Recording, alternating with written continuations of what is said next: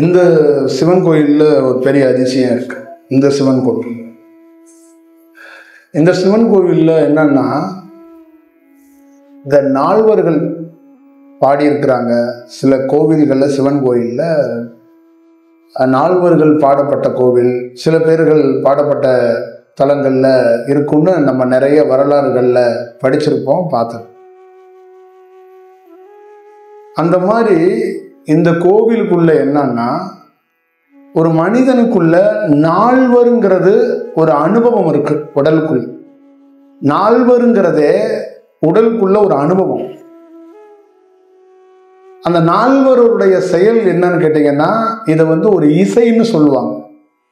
இந்த ஓமை எப்படி நம்ம சொல்றோமோ அந்த மாதிரி இந்த சவுண்டு அந்த டிவைனிட்டியோட சவுண்டு, டிவைனிட்டியோட குரல், கடவுளுடைய குரல் கேட்கிற இடம் இந்த இடம். என் லைஃப்ல ஃபர்ஸ்ட் டைமாக அந்த குரலை கேட்ட இடம் இந்த இடம். அந்த தன்மை எனக்கு அகலாம ரொம்ப பயங்கர தீவிரமாக ஏற்படுத்தின இடம் இந்த கோவில் தான். அப்ப இந்த கோவில்களுக்குள்ள என்ன வடிவம் இருக்கு அப்படிங்கிறத நீங்க அவசியம் பார்த்துக்க. இது ஒரு நார்மலா இருக்கிற சிவன் கோவில் கிடையாது. பொதுவாகவே எந்த சிவன் கோயிலுமே நார்மலா இருக்காது. அதுக்குள்ள ஒரு பெரிய கனெக்ட் இருக்கு. ஆனா உடல் சம்பந்தமா பெரிய மாற்றத்தை ஏற்படுத்துறதுக்கான வாய்ப்புகளை உருவாக்குற கோவில் தான் இந்த கோவில். அப்ப இந்த கோவிலுக்கும் ஒரு தியானம் பண்றவங்களுக்கும் மிகப்பெரிய தொடர்பு ஏற்படுத்தக்கூட முடியும் இந்த இடம். அதே மாதிரி பண்ணாரி அம்மன் கோவிலும் வெறும் வழிபாடும் வெறும் முளவரைக்கிற விஷயம்லாம் அங்க இல்லை. அதுக்குள்ள ரொம்ப தீவிரமான ஒரு ஞானத்துக்கான ஒரு செயல் வடிவமும் இருக்கு. பொதுவாகவே அந்த மேற்கு தொடர்ச்சி மலை காடுகள் எல்லாமே ரொம்ப தீவிரமான செயல் வடிவம் கொண்டது. ரொம்ப ரொம்ப தீவிரமா கொண்ட காடுகள் மேற்கு தொடர்ச்சி மலை காடு. இமாச்சல மலை எப்படி, இமயமலை தொடர்கள் எப்படி இருக்கோ அந்த மாதிரி நம்ம மேற்கு தொடர்ச்சி மலை ரொம்ப அதிதீவிரமாக ஒரு மனிதனை வளர்க்கக்கூடிய ஒரு இடம்னு சொல்லலாம். அதனால இந்த மேற்கு தொடர்ச்சி மலைக்குள்ள 1000 பொக்கிஷங்கள் கொட்டி கிடக்குறது. ஒரு மனிதனுடைய மேம்பட்ட நிலைக்கு உயரத்துக்கு எடுத்துட்டு வர்றதுக்கான வாய்ப்புகள் இந்த மேற்கு தொடர்ச்சி மலையில இருக்குங்கிறத என்னுடைய அனுபவத்திலிருந்து நான் கண்டிருக்கேன். எனக்கு இந்த பிறப்புல, இந்த வாழ்க்கையில மேற்கு தொடர்ச்சி மலையோட ரொம்ப டீப்பா போய் ஈர்க்க முடியாத வாய்ப்பு. நகரத்துக்குள்ளதான் நான் செயல்படணுங்கிறதுனால தான் நகரத்துக்குள்ள கிடக்கிறோம். அப்படி இல்லைன்னா நம்ம நிச்சயமா மலைத்தொடர்கள்ல தான் இருந்திருப்போம். மலையை நோக்கி தான் பிரயாணிச்சிருப்போம். அதுக்குள்ளதான் நம்மளை அர்ப்பணிச்சிருப்போம். ஆனா அது கால சூழல்ல நம்ம நகரத்துக்குள்ள இருந்து தான் பணி செய்யணுங்கிறதுக்காக தான் வெளியில பணி செய்யறதுக்கான வாய்ப்பு இருக்கு. அப்ப மேற்கு தொடர்ச்சி மலையில எப்பயாவது ஒரு தருணம் வாய்ப்பு கிடைச்சிச்சுன்னா ட்ரக்கிங் போகாதீங்க, குச்சியை தூக்கிட்டு போய் செல்ஃபி எடுக்காதீங்க. ஒரு அனுபவமா உங்களை சுய பரிசோதனை பண்றதுக்கு எங்கேயாவது ஒரு இடத்துல நல்ல வாய்ப்பு கிடைச்சிச்சுன்னா அதை பயன்படுத்துங்க. அது எங்கேயாவது ஒரு இடத்த உங்களுக்கு ஒரு மேம்பட்ட நிலையை அது ஏற்படுத்தி கொடுக்கும். அங்க கிடைக்க போறது உங்களுக்கு என்னன்னு கேட்டீங்கன்னா, அந்த மேற்கு தொடர்ச்சி மலைக்கிட்ட ஒருத்தன் ரெகுலரா போயோ இல்லை என்னைக்காவது ஒரு நாள் போய் ஒரு தவம் பண்ணிக்கிட்டே வர்றவன் என்ன ஆவான்னா, ஒரு நாள் அவன் மேற்கு தொடர்ச்சி மலைக்கே போக வேண்டியது இல்லை. அந்த மேற்கு தொடர்ச்சி மலைக்கும் அவன் வீட்டுக்குமே ஒரு தொடர்பு வந்துடும். இந்த வாய்ப்பை அவன் உருவாக்கப்படுகிறான். இது நீங்க அவசியமா அதை நீங்க பார்த்துக்கணும். அது ரொம்ப முக்கியமான செயல் வடிவமா இருக்கு. அப்ப அந்த மலைத்தொடர்கள் எல்லாம் நமக்கு உயிர் சக்திகள் ரொம்ப தீவிரமா வேலை செய்யற இடமாக இருக்கு. ரொம்ப பிரகாசமாக ஜீவன் ஒரு தீவிரமா வேலை செய்யற ஒரு இடமா இருக்கு. அப்ப அந்த இடத்துக்குள்ள வாய்ப்புகள், சந்தர்ப்பங்கள் கிடைக்கும் போது நிறைய பேருக்கு அமையுது. அதை நுட்பமா பயன்படுத்த மாட்டாங்க. இப்ப நமக்கு அதிக நாட்கள் அந்த மலைத்தொடர்கள்ல பயன்படுத்திக்க முடியல. காரணம் என்னன்னா, நம்ம மலைத்தொடர்கள்ல அதிகமா இருக்கக்கூடாது அப்படிங்கிறதுக்காக நம்ம இருக்க முடியல. நமக்கு ஒரு இடத்துல இருக்கிறது தெரிந்தும் அந்த மலைத்தொடர்களுக்குள்ள நம்ம பயணம் பண்ணிக்க முடியல. ஆனா நிறைய பேருக்கு மலைத்தொடர்களில் பயணம் பண்றதுக்கான வாய்ப்புகள் இருந்தும் அந்த மலைத்தொடர்களை தவற விட்டுறாங்க. அந்த மலைத்தொடர்களில் இருக்கிற நல்ல தன்மைகளை அவங்க பிடிக்கிறதுக்கு விட்டுறாங்க.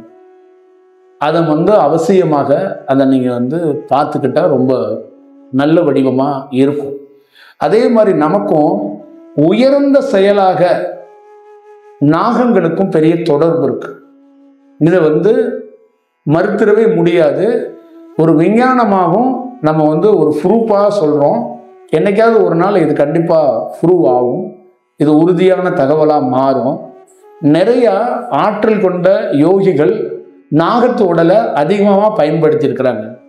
நாகத்து உடலிலிருந்து அதிகமான வேலைகளை அவங்க செஞ்சிருக்கிறாங்க. அப்ப உயர்ந்த செயல்களை நாகத்து வடிவத்திலிருந்து செஞ்சிருக்கிறாங்க. அதே மாதிரி அந்த இடத்துக்குள்ள தீவிரமான ஆற்றலை விட்டுட்டு போயிருக்கிறாங்க.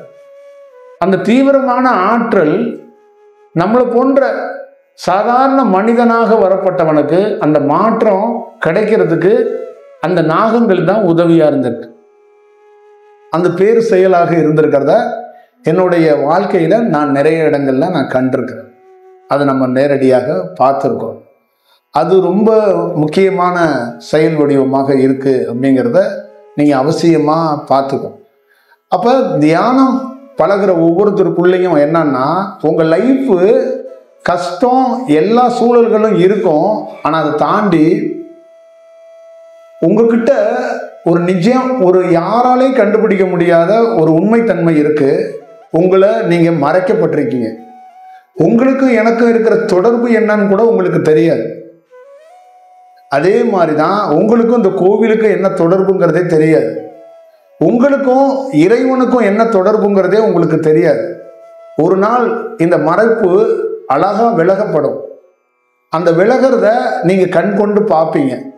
அப்ப இந்த தியானம் தீவிரமா இருக்கும், உங்க வளர்ச்சியும் தீவிரமா இருக்கும், உங்க புரிதலும் தீவிரமா இருக்கும், நீங்க அடைய போற இடமும் தீவிரமா இருக்கும். அப்ப நீங்க எப்படி இருப்பீங்க அப்படின்னா, உங்களுடைய புரிதல், உங்களுடைய செயல் வடிவம் எப்படி இருக்கும்னா, உங்க பிறப்பையோ இந்த பூமியையோ இந்த பிரபஞ்சத்தையோ நீங்க பெருமிதமாக பார்க்கறதுக்கான ஒரு செயல் வடிவமாக மாறும். ஒரு வேற வடிவத்துக்குள்ள மாறுறதுக்கான வாய்ப்புகள் உருவாக்கப்பட்டு இருக்கிறத நீங்க மறந்துடாது. அது ரொம்ப துல்லியமாக இந்த பிரபஞ்ச பேராற்றல் ஒவ்வொரு தனி மனிதனையும் ஒரு மறைப்புன்னு ஒன்று வச்சு பின்னாடி அது இருந்து அவன் கண்டுபிடிக்கிறதுக்கான வாய்ப்பை உருவாக்கி கொடுத்து அதை கண்டுபிடிக்கிறானா அப்படிங்கிறத பார்க்க வைக்கிறாங்க. இப்ப நம்மளுடைய நோக்கம், நம்மளுடைய எண்ணம், நம்மளுடைய செயல் திட்டம் எல்லாமே என்னன்னா, இந்த பிரபஞ்சத்தில் இருக்கிற ரகசியத்தை நீங்க அறியணுங்கிறதோட உங்களுடைய தன்மைகளை நீங்க அறியணும். நீங்க மேம்பட்டாதான் இந்த பிறப்பை நீங்க தீமை நன்மை அப்படிங்கிறதெல்லாம் தாண்டி தீமைனா என்ன, நன்மைனா என்ன, அதை நீங்க அறியணும் அப்படின்னு நான் நினைக்கிறேன்.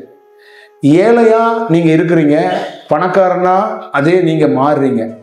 ஏழையா இருக்கப்பட்டவன் பணக்காரனா மாறினதுக்கு சூழல் காரணமா, உழைப்பு காரணமா, ஜாதகம் காரணமா, இல்லை நம்மளை சுத்தி இருக்கிறவங்க அந்த பேக்ரவுண்டு காரணமா, கடவுள் காரணமா? இத எந்த ஹாஸ்பிட்டலில் கொண்டு போய் நீங்க அடைப்பீங்க? நீங்க ஒரு 4 ஆப்ஷன் வேணா வச்சுக்குவீங்க. ஒன்று உங்க உழைப்பு, இன்னொன்று அப்பா அம்மா, உங்களுடைய கல்வி, அப்புறம் இன்னும் 2-3 அடிஷ்னல் வேணா சேர்த்துக்குவீங்க. இவ்வளவுதான் நீங்க அந்த அடிஷ்னலா சொல்ல முடியும். ஆனா இத தியானத்தால மட்டும்தான் உண்மைத்தன்மையை அறிய முடியும். அப்ப நீங்க அறியும் போது அங்க என்ன ஆகிருவீங்க அப்படின்னா, ஏழை பணக்காரங்கிற அந்த 2 செக்ஷன் இருக்குல்ல, அதை 2ஐயுமே நீங்க விட்டுருவீங்க. அங்க நான் ஏழையும் இல்லை பணக்காரனும் இல்லை. உங்க சுயம் தெரியாத வரைக்கும் தான் நீங்க ஏழை பணக்காரன். உங்க சுயம் உங்களுக்கு கொஞ்சம் தெரிஞ்சிருச்சுன்னு வச்சுக்கீங்களேன், அங்க ஏழையும் தேவைப்படாது பணக்காரனும் தேவைப்படாது. ஏன்னா உங்களுக்கு சுயம் தெரிஞ்சிருச்சுன்னா உங்களை யாருமே சோகப்படுத்த முடியாது. அங்க சுயம் தெரிஞ்சிருச்சுன்னா உங்க வாழ்க்கையில யாருமே திருவிளையாடல் நடத்த முடியாது. உங்களுக்கு யாருமே எந்த வடிவத்துக்குள்ளேயும் உங்களை வெவ்வேறு விஷயத்துக்குள்ள பண்ணிட முடியாது. அந்த சுயம் தெரியாதனால தான் நீங்க வேற மாதிரி கஷ்டப்படுறீங்க. இப்ப நிறைய யோகிகள் இந்த பாரத மண்ணுக்குள்ளேயே நிறைய கஷ்டப்பட்டிருக்காங்க, மனிதர்களால துன்பப்பட்டிருக்கிறாங்க, மனிதர்களாலே உபசரிக்கப்பட்டிருக்கிறாங்க, கொண்டாடப்பட்டிருக்கிறாங்க. இது எல்லாத்தையுமே நிறைய யோகிகள் தெரிந்திருக்கிறாங்க. அது அவங்களுக்கு தெரியும். அருகாமையில் இருந்து ஒருத்தர் 22 வருஷமா நமக்கு சாப்பாடு சமைச்சு கொடுத்து நம்மளே கதின்னு இருக்கிறாருன்னா பக்தியில இருக்கிறாரா இல்ல எதற்காக அவர் இருக்கிறாருன்னு இவருக்கு தெரியும். இவருக்கு அது தெரியும், ஆனா அவருக்கு அது தெரியாது. ஒரு யோகியோட இருக்கிறவருக்கு தான் ஏன் அவரோட இருக்கிறவன்னு நிச்சயமா தெரியாது. ஆனா அவருக்கு இவன் ஏன் இங்க இருக்கிறான்னு தெரியும். அதே மாதிரி உங்களுக்கு ஒரு நாள் தெரிஞ்சிச்சுன்னா அப்ப சுத்தி இருக்கிற சூழல் எல்லாத்தையும் நீங்க பெருசா எடுத்துக்க மாட்டீங்க. அப்போ உங்களுக்கு என்ன தெரியும்னா, நாளைக்கு மறுநாள் நம்ம வீட்டிலேயே 2 பேர் சண்டை போட்டுக்குவாங்க அப்படின்னு தெரிஞ்சிருச்சுன்னா அந்த சண்டையை நீங்க பெரிதுபடுத்த மாட்டீங்க. அப்போ ஒருத்தவங்க ஓடி இவங்க 2 பேர் சண்டை போட்டுக்கிறாங்க அப்படின்னா நீங்க கொஞ்ச நேரத்தில் அவங்க கீழே விழுந்துருவாங்க அப்படின்னு சொல்லிட்டு வந்துடுவீங்க. கொஞ்ச நேரத்தில் அவங்க சண்டை போட்டுக்கிட்டு இருந்தவங்க கீழே விழுந்துருவாங்க. அப்போ உங்க மனைவி என்ன சொல்லுவாங்கன்னா, நீங்க சொன்ன மாதிரியே கீழே விழுந்துட்டாங்க. கீழே விழுந்தவங்க கொஞ்ச நேரம் கழிச்சு எழுந்திருச்சு, நானும் நீங்களும் எதோ பேசிட்டோம், இதை பெருசா எடுத்தாதீங்க விட்டுக்கன்னு அவங்க 2 பேருமே பேசிக்குவாங்க. அப்ப அதுவும் நடக்கும், நீ பாரு அப்படின்ட்டு அவர் தள்ளி போயிடுவார். அப்ப திருப்பியும் அவங்க மனைவி ஓடி போய் பார்த்துட்டு அதே மாதிரி நடக்கிறத பார்ப்பாங்க. அப்ப இங்க பாரு, இவங்களுக்கு எல்லாம் தெரியுதுமா இருக்கு ஏதோ ஒரு விஷயம் அப்படின்னு சொல்லி உங்க பையனோட பேரை சொல்லி உங்களை அழைச்சு மற்றவங்கள்ட்ட சொல்லி இதே மாதிரி உனக்கு எல்லாம் தெரியுமா அப்படின்னு அவங்க விளையாட்டா கேட்பாங்க. அது மேஜிக் கிடையாது, அது நிஜம், அதுதான் ரியல். அந்த ரியலை நம்ம ஊர்ல என்ன பண்ணிட்டாங்கன்னா மேஜிக்ன்ட்டாங்க, அதை போய் சித்துன்ட்டாங்க, அதை போய் அதிசயன்ட்டாங்க. எது நிஜமோ அது இங்க மேஜிக்கா மாறி போச்சு. ஒருத்தர் நிஜத்தை தெரிஞ்சுக்கிறதுக்கு பேர் மேஜிக், ஒருத்தர் நிஜமா ஒரு வேலையை செய்யறது பேரு அதிசயமாயி போச்சு. ஒரு சித்தரு, நான் ஒரு வேலை ஒருத்தருக்கு எதிரில் இருக்கிறவரை ஒருத்தர் சரி செய்கிறேன், ஒருத்தருக்கு ஏதாவது ஒன்று செய்கிறேன்னா அது மேஜிக் கிடையாது, அது என்னுடைய இயல்பு, அது என்கிட்ட நேச்சராகவே வரக்கூடிய ஒரு செயல். அது எப்படி உனக்கு சித்தா தெரியும், அது எப்படி உனக்கு மேஜிக்கா தெரியும்? அப்ப நீ மனிதர்களுடைய பழவி ஏதாவது வேற வடிவத்திலிருந்து ஒரு நிஜம் உனக்கு கண்ணுக்கு தெரியும் போது அதை நீ நிஜமா நீ ஏத்துக்க மாட்ட, மேஜிக்கா ஏத்துக்கிற. அப்போ உனக்கு இந்த மாதிரி சம்பவங்கள் அனைத்தையும் நீ ஒரு மேஜிக் வடிவத்துல தான் பார்க்க தொடங்குற. ஆனா அதே வடிவம் உன்கிட்ட இருக்குங்கிறதுக்காகத்தான் அவர் இதை சொல்ல ட்ரை பண்றார். இப்ப இவ்வளவு பேத்துக்கிட்டையும் நான் எதுக்கு உரை நிகழ்த்தணும்? இவ்வளவு பேத்துக்கிட்டையும் என்ன எதுக்கு ஒரு இறை சக்தி உரை நிகழ்த்த வைக்கணும்?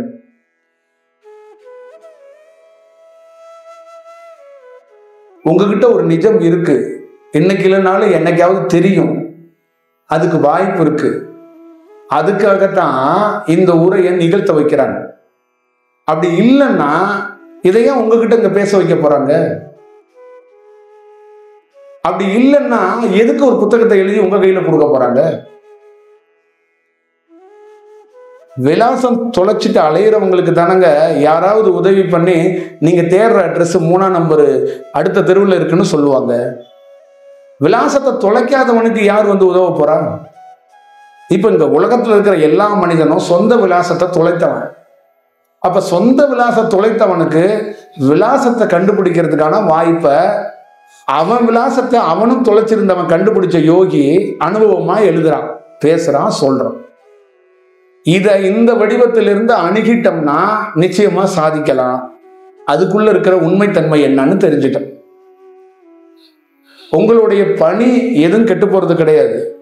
ஆனா உங்களுக்குள்ள இருக்கிற அந்த நிஜ வடிவத்தை தெரிஞ்சுக்கிறதுக்கு ஒரு வாய்ப்புகள் இங்க நேச்சராகவே இருக்கு. அதை தெரிஞ்சுட்டா நீங்க என்ன பண்ணுவீங்கன்னா இயல்பாவே வாழ தொடங்கிடுவீங்க. உங்களுக்கு எல்லாம் தெரிஞ்சிடும். நானே போவேன், கால் தடுமாறி கீழே விழுவேன், கொஞ்சோண்டு அடிப்படும், 2 நாள் அதனால படுத்திருப்பேன், 3ஆவது நாள் சரியாயிருவேன் அப்படின்னு உங்களுக்கே தெரியும். அப்ப நீங்க என்ன பண்ணுவீங்கன்னா அதை பெரிதுபடுத்த மாட்டீங்க. இப்போ உங்களுக்கு தெரியாம உங்க வாழ்க்கையில நடக்கிற ஒவ்வொரு விஷயம்தான் உங்களை பேர் அதிர்ச்சியில் ஆழ்த்திடுது.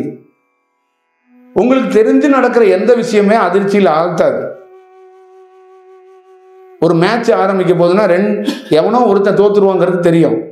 ஆனா 2 பேரும் என்ன அடிப்படையில் வேலை செய்யறான்னா நம்பிக்கை அடிப்படையில் போராடுறாங்க. இப்ப நீங்க 2 பேரும் நம்பிக்கை அடிப்படை மாதிரி நம்பிக்கை அடிப்படையில் தான் நீங்களும் பார்வையாளர்னா பாக்குறீங்க. ஆனா எவன் ஜெயிப்பான்னு கடைசியா சொல்றது வாழ்க்கை. அதே மாதிரிதான் உங்க வாழ்க்கை இருக்கு, அதே மாதிரிதான் மேட்ச் இருக்கு. ஆனா ஒரு யோகி முதல்ல சொல்லிடுறான். அப்ப அவன் என்ன சொல்றான்னா, இதை நான் ஓப்பனா எல்லா இடத்துலயும் சொன்னா சுவாரஸ்யமே இருக்காது. அவன் தான் ஜெயிச்சிருவான்னு தெரியுமா, அப்புறத்துக்கு நான் விளையாடணும்ட்டு இவன் போயிருவான். அப்ப அதை கொஞ்சம் கொஞ்சமாக உங்களுக்கு உணர்த்தணும், கடத்தப்படணும், உங்களுக்கு சொல்லப்படணும் அப்படிங்கிறது தான் இதோடைய மூலமாக இருக்கு, இதோடைய செயல் வடிவமா இருக்கு. அப்ப கொஞ்சம் கொஞ்சமாக தான் அந்த ப்ராசஸை எடுத்துட்டு வந்தாங்க. அப்ப நீங்க அதை பார்த்துக்கணும் அப்படிங்கிறது நம்ம சொல்ற முக்கியமான செயலா இருக்கு. அப்ப உங்களுக்குள்ள நம்ம பார்த்த அனுபவத்திலிருந்து என்ன சொல்றோம்னா, நம்ம எதுக்காக இவ்வளவு பெரிய கஷ்டப்பட்டு ஒரு வேலை செய்யறோம்னு நினைக்கிறோம்னா, அனுபவமா வேகமா இந்த தியானத்தை பரப்பி அங்க ஒன்றும் நடக்க போறது கிடையாது. இந்த தியானத்தோடைய நோக்கம் என்னன்னா, ஒரு மனிதன் தன்னையே யாருன்னு தெரியாம பல சின்சியரா 45 ஆண்டுகள் 50 ஆண்டுகள் வேலை செஞ்சுக்கிட்டு இருக்கான். அவன் ஒரு நாள் இறக்க போறதுக்கு முன்னாடியாச்சும் அவன் சின்சியர் அட்டமெண்ட்டுக்கு ஒரு வேலை கொடுக்குறோம். நீ பல நாள் கஷ்டப்பட்டு இன்னாருடைய பையன்னு வாழ்ந்தல, அந்த இன்னாருடைய பையனும் நீயும் சின்சியரா உழைச்சிருந்தீங்கல்ல, கொஞ்சம் நீ யாருன்னு பாரு. அப்ப பார்க்கறதுக்கு வாய்ப்பு கிடைச்சிச்சுன்னா அப்ப அவனுக்கு தெரிஞ்சிடும் அவனுடைய செயல்பாடுகள் என்ன, அந்த வடிவம் என்ன அப்படிங்கிறது. அதை தான் சொல்றதுக்காக போராடுறோம், அதை தான் கடத்தணும், அதை தான் மக்கள்கிட்ட கொடுக்கப்படணும் அப்படின்னு நினைக்கிறோம். இது ரொம்ப வெளிப்படையா சொன்னா அவங்களுக்கு புரியாது. அப்படிங்கிறது தான் இதோடைய செயலா இருக்கு. அதனால நீங்க அதை அவசியம் பார்த்துக்கங்க. என்னுடைய தியானத்துல நிறைய அனுபவங்களை நான் நிறைய காணொளிகள்லையும் நான் சொல்லியிருக்கிறேன்.